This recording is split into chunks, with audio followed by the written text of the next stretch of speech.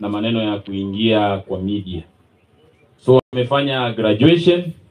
Kim Bada alikuwa mbele yetu, ni mbaye tulikuwa tunaona ndio kwa yetu mzima ndio mtu alikuwa ashaingia kwa industry tayari. Ndio.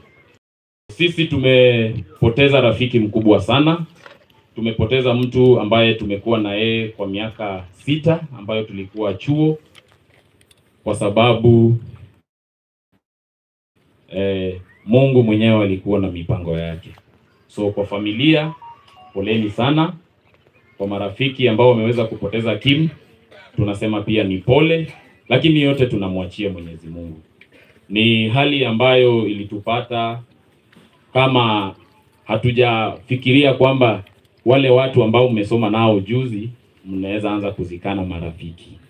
Mostly kama vijana mnapoanza maisha mnafikiria maybe kifo ni ya watu wazee. Lakini sasa wakati mnaanza kuzikana kama marafiki, watu ambao mmesoma pamoja, then inafanya pia sisi tumeanza hata kufikiria kwamba maisha lazima uweke kwa mipango na uweze kumtanguliza Mungu kwa yale yote ambayo unafanya.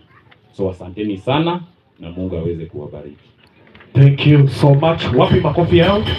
Pigeni makofi mazuri tafadhali. All right, we forgot to recognize Dr. Muturi. Where are you, Dr. Muturi?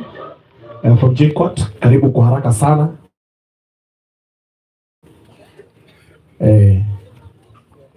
Dr. Muturi, where are you? Huyu upande wa ukulima ni yeye anasimamia Kenya mzima.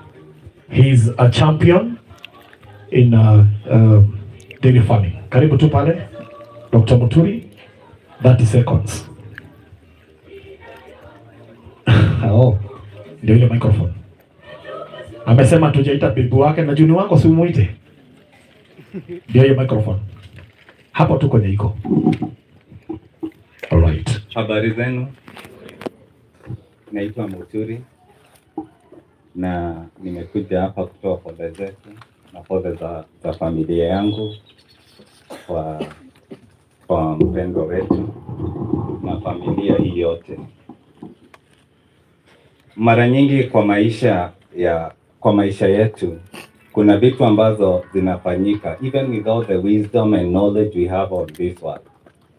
There will be always that part that happens where we cannot actually understand. And this is one of them, because it sometimes leaves all of us with a space, with a question that cannot be answered. But at least for those of us who believe, we have hope. We know such matters tunazipeana kwa mikono ya Mungu.